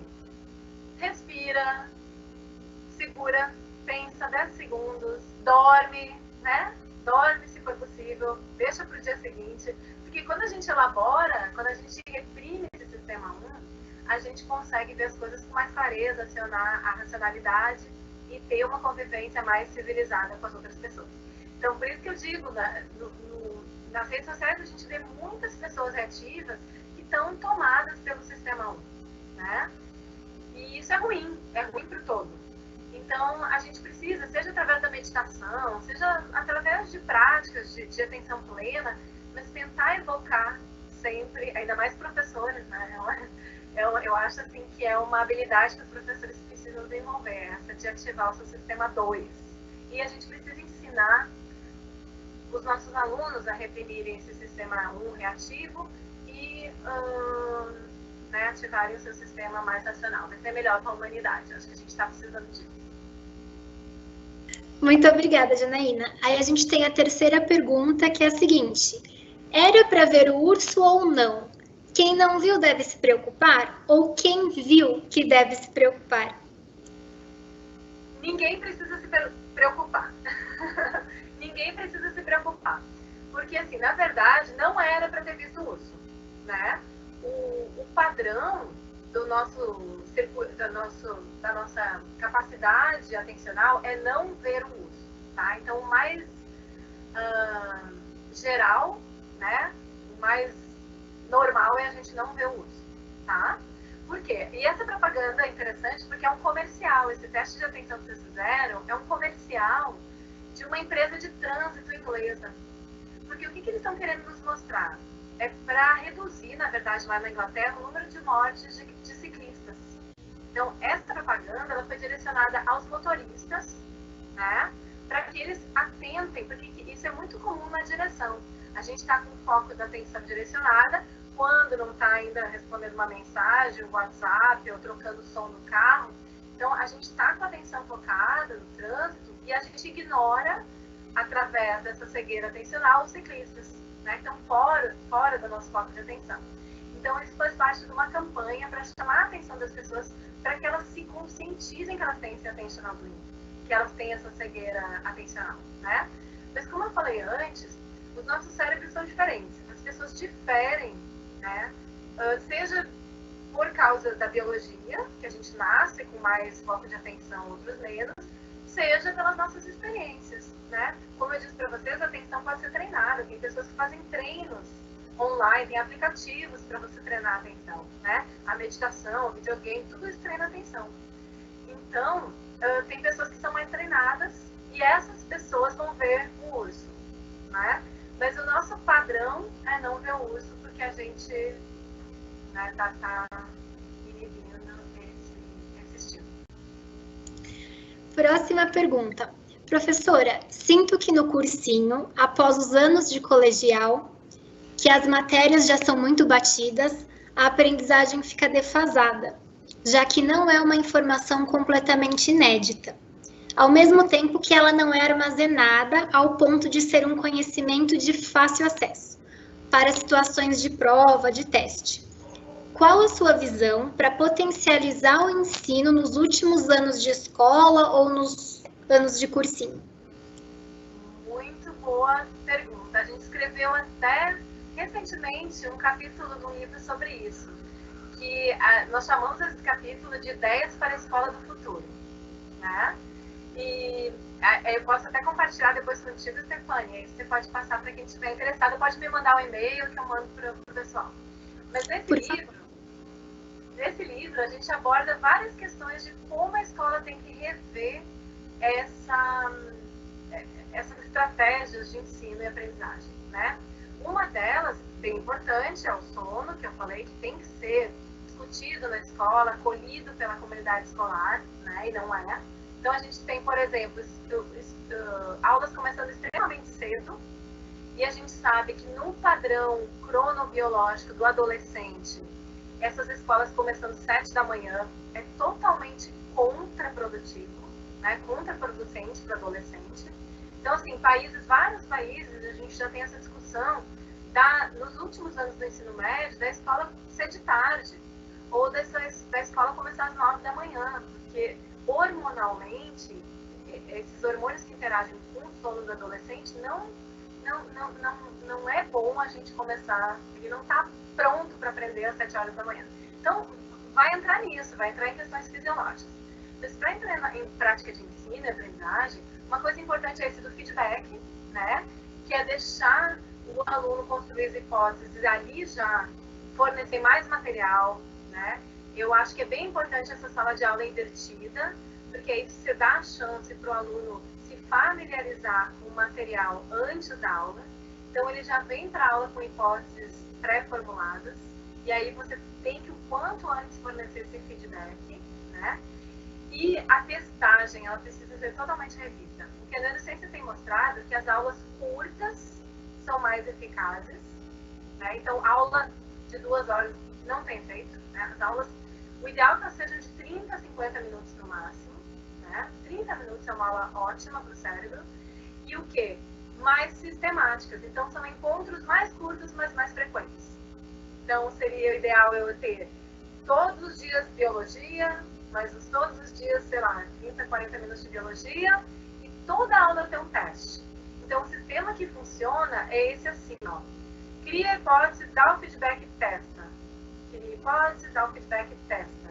Então, ao invés de a gente esperar um trimestre para testar, acho que muitas escolas já estão revendo isso, né? Mas, ao invés de esperar um trimestre para você testar, ou esperar um Enem para você testar, você vai trabalhando sempre nessa dinâmica da testagem, né? E sempre de formas diferentes.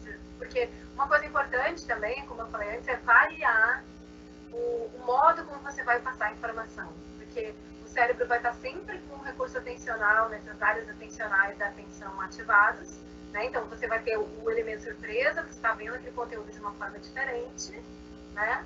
Mas a repetição é importante. Só que essa repetição não pode ser enfadonha, né? Ela não pode ser como lá na época do behaviorismo. Ela tem que ser uma repetição inteligente, com variação, com multimodalidade. Tem vários recursos hoje. Tá bom. Muito obrigada. Respondeu sim, super bem, claro. Ó, a gente tem mais uma média de 7 perguntas, então a gente vai para a quinta. Essa pré-ativação do cérebro em crianças bilíngues pode variar? Por exemplo, quando as línguas são muito parecidas como o português e o espanhol, ou muito distintas, como o alemão e o japonês? Boa pergunta também. Muito boa pergunta. Então, nessa faixa, nessa janela, nesse período sensível, nessa janela de oportunidade, ali da sinaptogênese, que vai desde a gravidez até os 6 meses, não. Porque ali a criança está lidando com um aparato fonológico, né? Ela está construindo esse aparato fonológico, ela ainda não processa para sentido, né, as palavras. E não tem oralidade. Então, ela vai estar lidando com fonemas, com as representações do som. Então, até ali para ela, qualquer fonema é possível. Depois dos 6 meses, e aí principalmente dos 6 aos 12 meses, esse período varia de criança para criança. Mas é nesse período que aí vai começar a fazer diferença. Aí vai começar a fazer diferença a distinção. Ou seja, ela vai reconhecer o som da sua língua materna, que já está parametrizado, e ela vai reconhecer melhor aqueles que forem parecidos. Então, no nosso caso do português, o espanhol vai ser reconhecido mais facilmente do que o russo, né? Que é uma língua que tem uma fonologia completamente diferente. Porque a gente está falando, é importante ter isso em mente, que é um período bem antes da criança começar a falar. Então, mas antes dela começar a falar, ela processa, né? A gente tem dados hoje de crianças com 2 meses de idade que processam sintaxe. Ela já tem um conhecimento sintático da língua muito antes de falar, né? Então, aquela ideia de que o bebê, isso no livro que eu citei do Derrame, ele fala bastante isso, essa ideia de que o bebê é uma tábula rasa é completamente debatida, refutada, né? Combatida hoje pela neurociência. O bebê é muito mais complexo e capaz do que a gente imagina. O QI é um fator genético ou ele é regulado conforme a plasticidade empírica? Gente, que perguntas boas! Estou impressionada. Pena que eu não estou vendo o pessoal. Mas olha só, muito boa essa pergunta. O QI vai depender sempre da maneira como você mede, né? Então, dependendo do teste que você vai usar para medir o QI, vai ser a sua definição do que é inteligência, né? Então, isso é uma máxima, porque dentro dessa linha psicométrica que a psicologia cognitiva criou, tudo é um construto simbólico, né? Então, o QI é um construto simbólico e que a gente desenvolveu testes para medir. Mas o que a gente sabe hoje é o que vale para tudo na nossa vida. Sempre um balanço entre natureza, biologia e experiência com o ambiente. Então, eu trago, sim, diferenças em QI, e aí eu estou usando o QI não como aquela memória cristalizada, semântica, de fatos e coisas que eu conheço, né? Enciclopédica, não. Eu estou usando o QI como um construto fluido, que a gente chama de inteligência fluida, né? Que é o fator G, que é aquele que tem muito mais a ver com memória de trabalho, que eu escrevi para vocês, que é aquela capacidade que cada um tem de processar e armazenar informação ao mesmo tempo. É a mesma coisa que o computador faz, né, na memória RAM. Processa e armazena ao mesmo tempo. Para mim, isso é inteligência. É esse processamento e armazenamento da memória de trabalho. E aí, sim, as pessoas variam na parte biológica, mas elas também incorporam melhorias de acordo com a sua experiência com o meio ambiente. Então, por exemplo, se eu estou num ambiente que os meus pais leem para mim quando eu sou bebê, que tem bastante acesso a livros, a informação, se eu sou bastante provocada a testar hipótese enquanto criança, se os meus pais usam um método investigativo e científico na minha criação, tudo isso vai impactar nesse quesito nurture, né, que é a experiência com o ambiente. Então, as duas coisas são importantes. Próxima. Como você enxerga a imposição da BNCC e do trabalho de competências e habilidades socioemocionais? Os professores devem buscar que tipos de formação para esse tipo de trabalho? Obrigado pela palestra. Esse foi o professor Valmir que mandou. Ah, muito legal. Obrigada, Valmir, pela pergunta e obrigada por... Que bom que você gostou da palestra, que bom que foi útil. Então, é uma excelente pergunta, né? Eu, como, assim, você sabe que cientista acaba sempre tendo que afunilar o escopo, né? É aquela coisa da atenção focal também, né? Da cegueira atencional do cientista. Então, como eu pesquiso muito aprendizagem, só aprendizagem, né?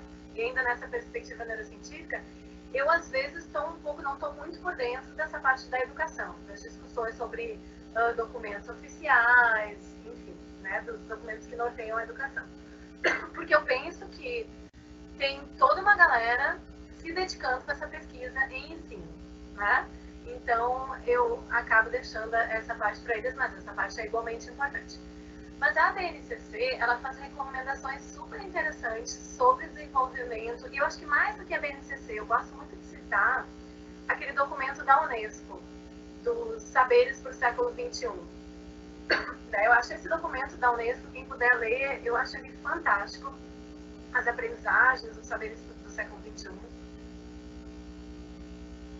Porque lá está bem, eu acho que a BNCC se baseou nele, nesse documento, né, da Unesco, e lá está muito bem delineado essa formação holística que a criança tem que ter hoje em dia.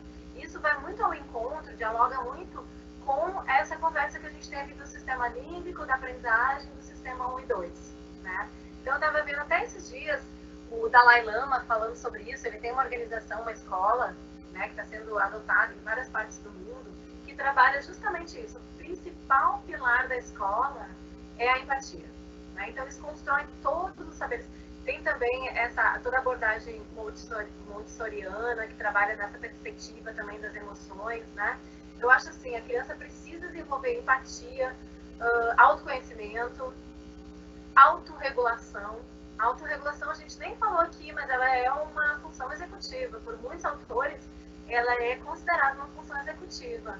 A autorregulação, a resiliência, né, que tem a ver com a flexibilidade cognitiva que a gente falou. Então, eu acho que uma escola que trabalha essas aptidões de base, essas competências de base, vai criar aprendizes muito mais felizes e bem-sucedidos. Então, não sei se eu respondi a pergunta do Claudinha. Respondeu sim. Aí a próxima pergunta é sobre a dopamina. No caso do exemplo de dizer que no final da aula os alunos jogarão Kahoot, eu acho que é assim que se pronuncia o nome do jogo, não tenho certeza. Não corre o risco dos alunos perderem o foco mais facilmente por conta da ansiedade de jogar no final da aula? Excelente pergunta também. Então, a gente sempre, quando a gente for falar de motivação, a gente sempre vai estar lidando com esse equilíbrio, tentando achar esse equilíbrio entre os fatores benéficos da ativação da dopamina, né, que é recrutar esses ciclos de aprendizagem, mas esse efeito colateral da dopamina, vamos dizer assim, que é a ansiedade, né? Então tá certíssimo, é óbvio que, bom, primeiro, assim, esse exemplo, é legal a gente sempre falar assim, que eu vejo muitos professores, assim, quando eu assisto aula, usando meio como uma ameaça essa coisa do jogo, né? Ah, então se vocês não se comportarem, não vai ter o jogo. Ah, se vocês se comportarem, vai ter o jogo. Como um prêmio. Mas não é isso que eu estou sugerindo, né? Eu estou sugerindo que não seja feita assim essa chantagem que todo professor faz. Quem nunca, né? Quem nunca deu aula para o 6º ano e fez esse tipo de chantagem, né? Então, mas eu acho que a gente não deve seguir esse caminho. Eu acho que a gente deve seguir esse caminho do, assim, de ativação, né, de um elemento surpresa que vai ativar o circuito de aprendizagem. Então, ok, no final da aula a gente vai ter esse Kahoot, né? E tentar eleger mecanismos para controlar a ansiedade, que aí também é uma outra história, né? Como que a gente pode desenvolver, que está ligada àquela pergunta da autorregulação. Como que a gente pode, em sala de aula, desenvolver esse controle de ansiedade? Eu acho que é nosso papel também trabalhar isso com os alunos. Mas é legal a gente pensar nisso, porque, por exemplo, o Kahoot, a gente tem uma pesquisa aqui com o Kahoot que mostra, a gente comparou o Kahoot, que é um sistema de respostas gamificado, com um outro, que é o Plickers, que não é gamificado. E a gente viu que o Kahoot, porque tem uma musiquinha, tem muitas cores, tem pontuação, o Kahoot estava deixando os alunos mais excitados e ansiosos do que potenciando a aprendizagem deles, por dar o feedback, porque o Kahoot faz isso, ele dá o feedback na hora, isso é uma parte muito importante. É a parte mais importante desses sistemas, né? Então, toda essa excitação, toda essa motivação estava fazendo com que os alunos desviassem a atenção da aprendizagem e focassem nessa curtição da competição, né? E aí a gente testou um outro sistema de respostas que chama Plickers, que ele tem a mesma função do Kahoot, que é dar do professor controlar o que cada um está aprendendo, ter essa resposta imediata, e de o professor poder dar um feedback imediato, né? Aliás, esses aplicativos são ótimos para dar esse tipo de feedback, só que ele não é gamificado, esse Plickers. Então, não tem música, né, um QR Code, e a gente viu que, embora com o Plickers os alunos não estivessem tão motivados, eles aprenderam mais, porque eles conseguiram incorporar mais benefício do feedback. Então, tem tudo a ver com essa pergunta, né? Então, o que eu acho? É o bebê e a água do banho, gente. O que a gente tem que fazer? Aqui no grupo de professores que eu coordeno, aqui na UFRN, a gente tem essa norma. Sempre testar 3 vezes antes de abandonar uma atividade, né? Porque você tem que testar 3 vezes. E aí, por 3 vezes deu errado, abandona. Mas é muito importante a gente testar coisas diferentes, né? E testar pelo menos 3 vezes e fazer aí uma compilação com turmas diferentes, né? Fazer um mini experimento dessa implementação. Muito obrigada, Janaína. Vamos para mais algumas perguntas. As condições socioeconômicas, elas influenciam no processo de aprendizagem do indivíduo? Sim. As condições socioeconômicas influenciam bastante. A gente tem alguns estudos, essa é uma área de pesquisa em extrema ascensão, né? E existe muita crítica, porque, de uma certa forma, mostra que as crianças num estrato mais desfavorecido socioeconomicamente, elas têm, né, uma que a gente chama lacuna, um delay de aprendizagem. Então, por que as pesquisas mostram isso? As pessoas criticam muitas vezes esse tipo de pesquisa, mas o nosso argumento, a gente tem esse tipo de pesquisa aqui no laboratório, o nosso argumento é de que a gente precisa evidenciar esse tipo de diferença social que a gente tem, como ela repercute na aprendizagem, para fazer isso virar tona, virar público, para então nortear políticas públicas de igualdade social, né? Então, promover uma justiça social a partir da educação, eu vejo que tem que passar por escancarar essas nossas condições extremamente adversas que a gente tem no nosso país, né? E um estudo muito legal que a gente fez aqui, com um treino de funções cognitivas com crianças de estados socioeconômicos diversos, alto e baixo, aqui em Natal, a gente fez um estudo bem interessante com muitas crianças. A gente viu que, embora existisse, tanto na medida de leitura, quanto na medida de funções executivas, uma defasagem das crianças que estavam numa situação desprivilegiada economicamente, mas essas crianças, longitudinalmente, elas tiveram um ganho muito maior. Então, o potencial de ganho delas, com esse treino que a gente fez ao longo de 10 semanas. Então, assim, 10 semanas, que não é muito, né? E a gente viu que essas crianças, embora elas começam em defasagem, por causa da injustiça social, elas conseguem rapidamente, tanto na leitura quanto nas funções executivas, se equiparar a essas crianças que estão num platô, porque como elas já são mais favorecidas, elas já têm ali ponto de partida maior e elas não desenvolvem tanto. Então, as pesquisas são bastante promissoras, né, para a gente começar a alertar a sociedade para isso. Muito obrigada. Próxima pergunta. É possível nos dar dicas sobre técnicas para treinar a atenção, sobretudo inibir distrações? Em relação ao bilinguismo, a diferença para pessoas que aprenderam quando crianças e para quem aprendeu depois de adulto? Boas perguntas. Bom, vamos à primeira. Existem vários aplicativos, né, que a gente pode baixar para testar, para treinar a atenção. Esses aplicativos que chamam de Brain Gym, né, que treinam, porque a atenção é você treinar o foco. Como que você treina o foco? Dormindo bem. Tá aí, a primeira coisa que você tem que fazer para melhorar a sua atenção é dormir bem, comer bem e fazer atividade física, certo? Tomar muita água. A água tem muito a ver com o córtex pré-frontal, né? A irrigação cerebral tem muito a ver com o córtex pré-frontal. Então, tomar água. Ter um cérebro bastante hidratado é fundamental. E o que a gente pode fazer no dia? A gente tem o que a gente chama de higiene de aprendizagem, que é que nem a higiene de sono, né? A higiene de aprendizagem. Ter um canto propício para estudar, né? Porque o que acontece? O cérebro é bem limitado nesse sentido. Se você estudar na cama, é um problema para o cérebro. Por quê? Se você comer na cama, dormir na cama e estudar na cama, o cérebro vai ficar confuso. Porque porque ele vai ter 3 associações para aquele ambiente. Então, você vai chegar para dormir de noite e ele vai estar, será que a Stefani quer dormir, quer comer, quer estudar? O que eu vou me programar para fazer agora? Entendeu? Enquanto que se você associar a cama, o dormir, só com o dormir, né? Ou principalmente com o dormir, você vai estar facilitando o seu cérebro. Você não só vai dormir melhor, como você vai aprender melhor, porque está ligado a aprender a dormir. E você vai ter mais atenção, tá? Outra coisa, estudar a mesma coisa. Se eu não tiver um ambiente propício para estudar, que eu sento aqui e o meu cérebro sabe, ok, agora ela vai estudar. São coisas muito simples, né? Então, a gente pode variar várias coisas no estudo, mas a gente tem que tentar, o cérebro gosta de uma padronização no ambiente. Né? Então, assim, saber que eu estou chegando na cozinha para comer, estou chegando no computador para estudar.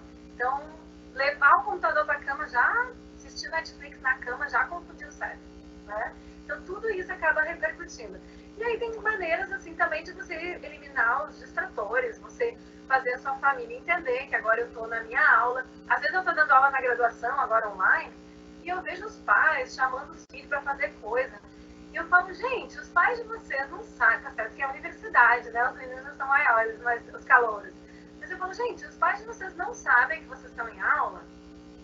Aí eles, a professora sabe, mas não respeita. Aí eu fico, poxa, gente, eu vou ter que chamar e fazer uma reunião com esses pais aqui.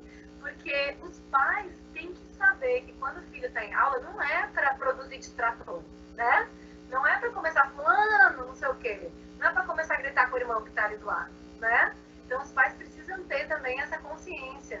Mas eu acho que isso tudo tem a ver, assim como o sono, com essa cultura que a gente precisa criar de higiene, de aprendizagem mesmo. Né? Então, toda a família trabalhar junto. Ó, mãe, agora eu tô aqui estudando, você não me chama pra nada. Porque, né? Essa pergunta... Oi? Tem outra pergunta, não tinha, do bilinguismo?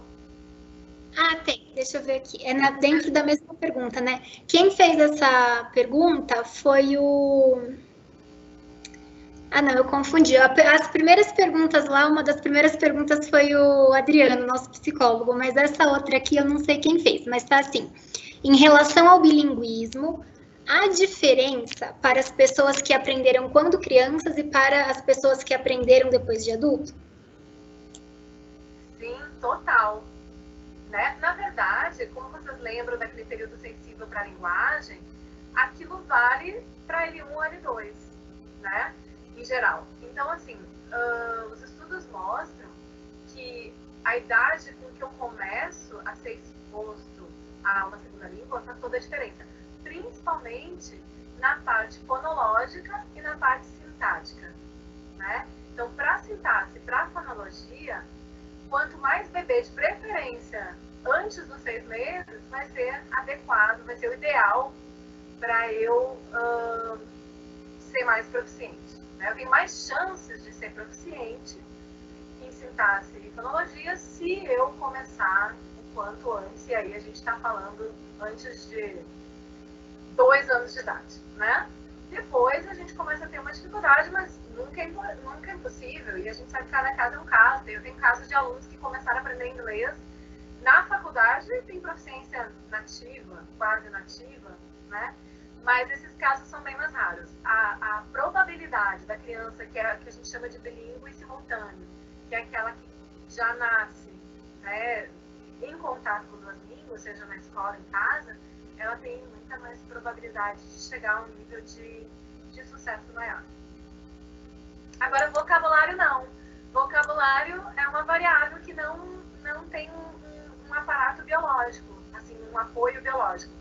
Então, assim, vocabulário, ao longo da sua vida, quanto mais vida, mais vocabulário você vai saber, né? Então, depende.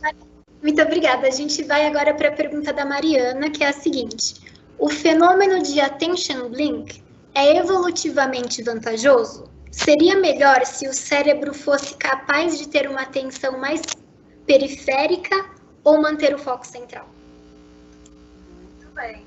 Bom, eu acho que o ideal é que a gente falou que esse attentional blink ele existe por causa dessa economia, desse princípio de economia do cérebro, né? Não só do cérebro, todo o nosso corpo. A gente tem isso em relação à pressão, temperatura, né? O cérebro, o nosso organismo, ele sempre procura um estado homeostático de equilíbrio. E que nesse equilíbrio ele possa gastar o mínimo possível de energia, né? Então, para a aprendizagem, isso não é muito bom. Então, evolutivamente, a gente continua com esse cérebro primário extremamente assim, limitado em relação à falta de atenção, né, que a gente tem à disposição. Seria, eu acredito, muito mais vantajoso para a aprendizagem que a gente pudesse ter um foco de atenção maior, né, e um controle inibitório mais eficaz, mas não sei se seria vantajoso para a preservação da nossa espécie, entendeu? Porque a gente não teria como ter toda essa atenção maior se a gente não gastasse mais energia.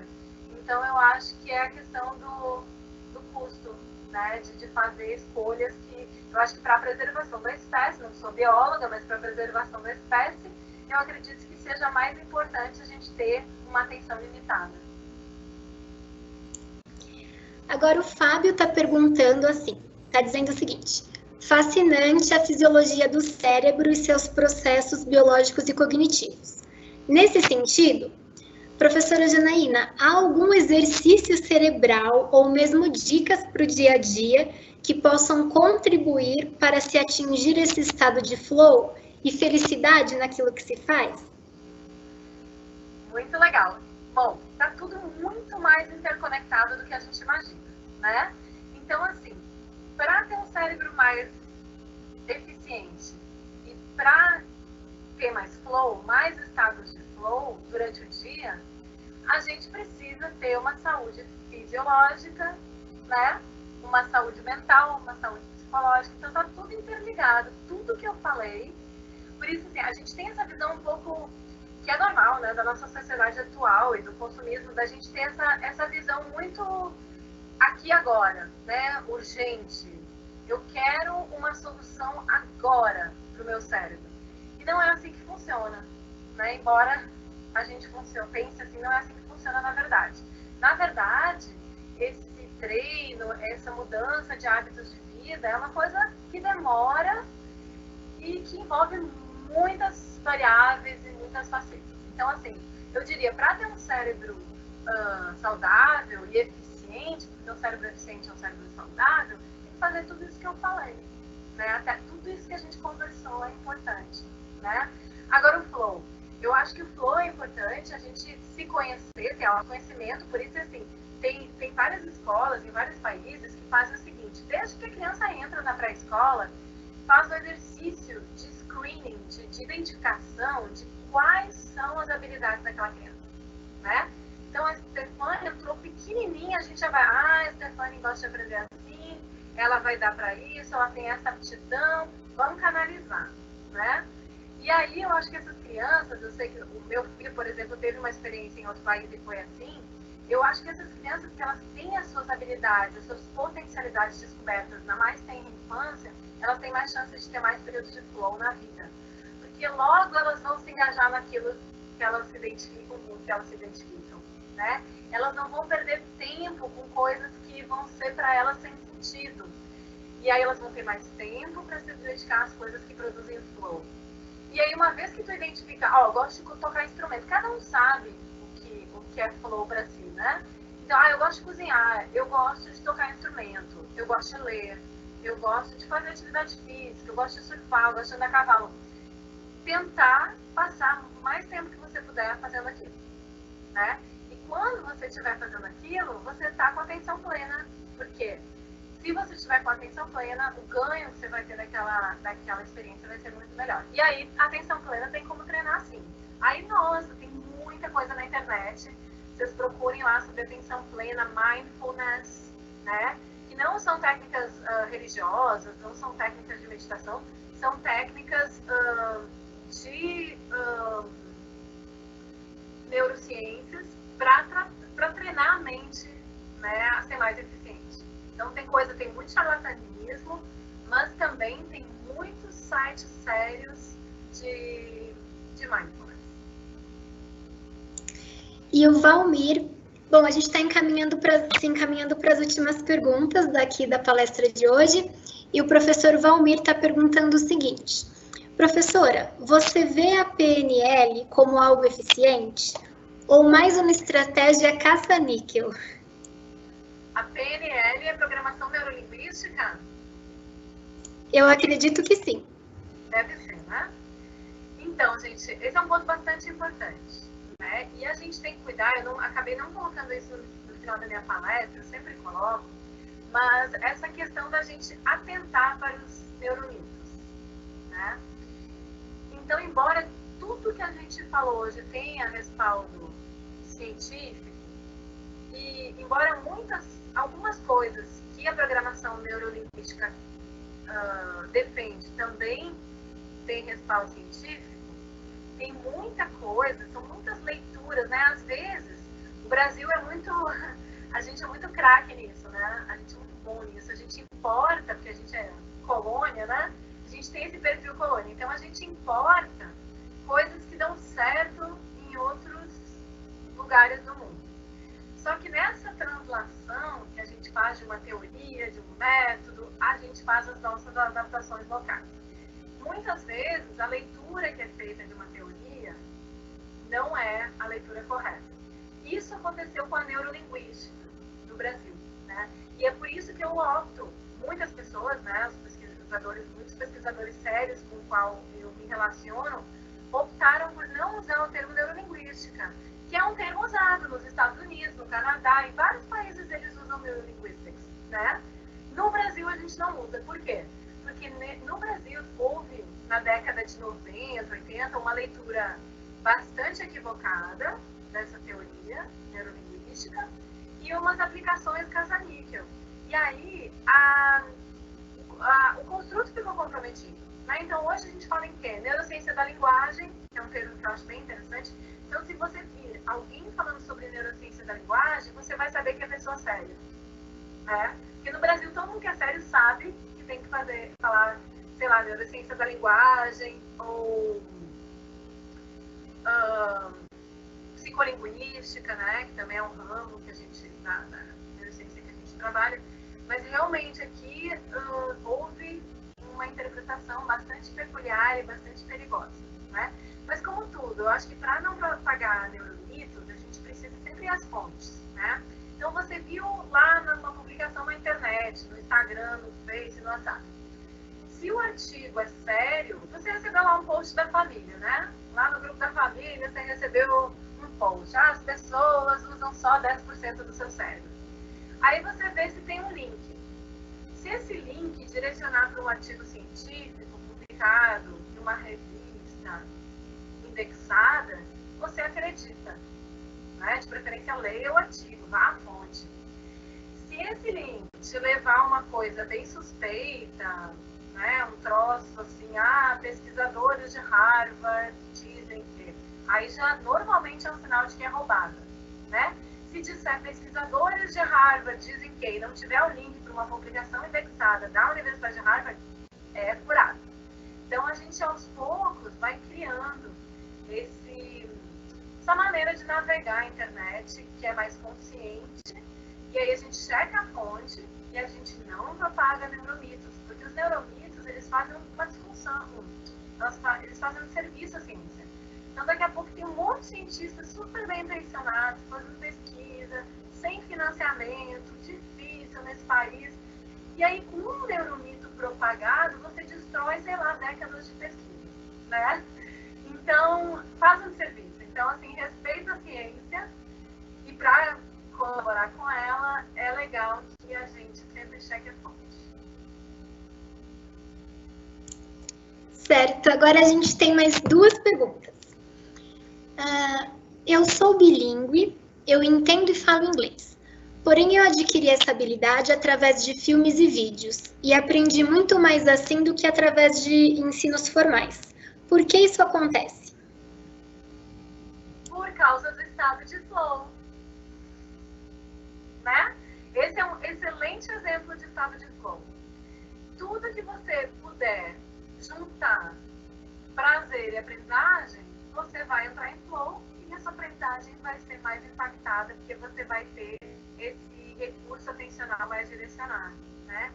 Então, isso é bastante comum. Pessoas que aprendem inglês, tem vários alunos que aprendem inglês jogando videogame, RPG, assistindo Netflix, porque você está ali associando prazer, liberando muita dopamina no seu sistema, que vai impactar muito essa aprendizagem. Totalmente diferente de você estar lá em sala de aula, 4 paredes, e o professor, sei lá, fazendo um negócio com o qual você não se identifica, né? E não é para culpar o professor, porque eu sou professora e eu sei o quanto é difícil. Você tem lá 30 cérebros e você tem 30 cérebros que entram em flow de forma diferente. Como é que você vai agradar todo mundo, né? Então, eu compartilho dessa preocupação do professor, desse desafio que é, mas eu também entendo esse lado do aluno de, né, por que se eu aprendo muito mais fora da escola, por que eu estou ali? Às vezes a gente se pergunta isso, né?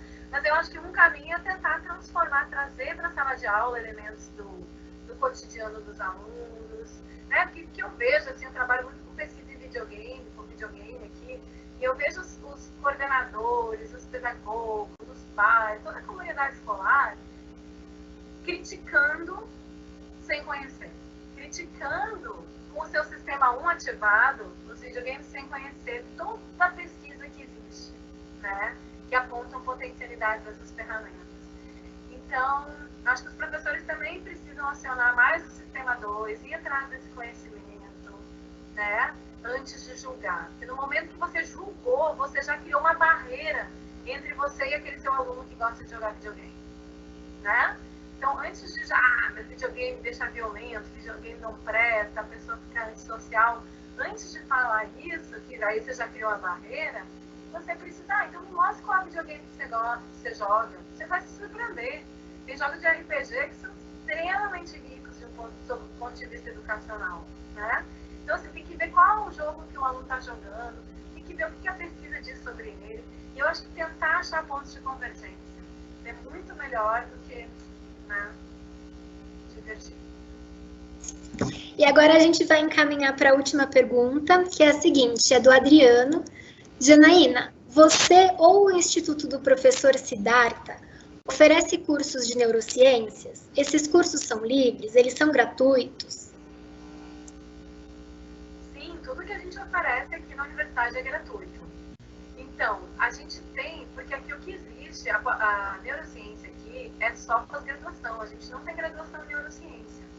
A gente só tem um curso de pós-graduação, mestrado e doutorado em neurociência. Então, os cursos que todo mundo, todos os professores do Instituto do Cérebro oferecem, eles são abertos, né? Inclusive agora estão acontecendo tudo online, tem alunos, eu estou fazendo um curso, inclusive, do professor Braulio Araújo, e esse curso do professor Braulio tem alunos da pós-graduação do Brasil inteiro, que se matricularam e vão dar os créditos, né? Então, como está tudo remoto, vocês podem sair procurando nas páginas dos programas de pós-graduação e se inscrever nesses cursos, que depois vocês conseguem aproveitar o crédito no programa de pós-graduação de vocês. Tá? Bom, isso, na graduação, a nossa graduação mais próxima que chega aqui do Instituto do Cérebro é biologia, né? É a psicologia. Então, aí esses cursos eu não sei como acontecem. Eu acho que aí não são abertos, né? Porque o regimento da graduação normalmente é mais fechado. Mas saiam procurando cursos de pós, né? Eu mesma dei vários agora na pandemia, que tinha alunos também do Brasil inteiro. E às vezes nem para créditos, às vezes o aluno dizia, eu estou aqui estudando na USP, já completei meus créditos, mas eu queria fazer só como, né, participante. Ótimo! Então, essa é uma vantagem do ensino online e eu acho que a gente tem que aproveitar. Saiam procurando. Tem o site da PG Neuro, né, dentro do sistema do SIGA-A. Vocês vão descobrindo ali quais o professor Siddhartha dá cursos ótimos na pós-graduação. Dependendo, né, se você não é aluno de pós, conversar com ele, mandar um e-mail, né? Dependendo, ele deixa você assistir como ouvinte, que é um link a mais ali que você, né, um aluno a mais ali que você vai ter no seu Zoom. Dependendo do professor, eu aceitaria. Na pós. Janaína, A gente gostaria de te agradecer demais pela sua participação. Foi um momento muito rico. O público adorou.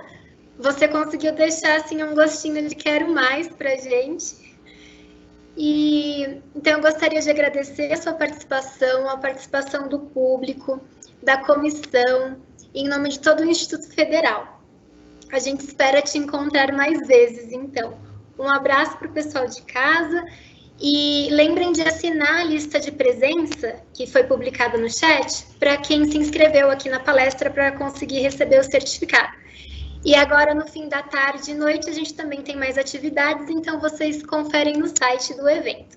Até mais, gente. Um abraço. Obrigada, gente. Foi ótimo. Parabéns pela organização do evento. Parabéns, Stefane e todo mundo. Eu achei o evento extremamente bem organizado. E foi um prazer, que bom que o pessoal gostou e eu estou à disposição de vocês. E desculpa pela aquela inabilidade técnica que acabou gerando um pequeno atraso. Imagine, valeu muito a pena todo o encontro. Que bom. Então, um abraço. Um abraço, Stefane. Tchau, tudo de bom. Tchau.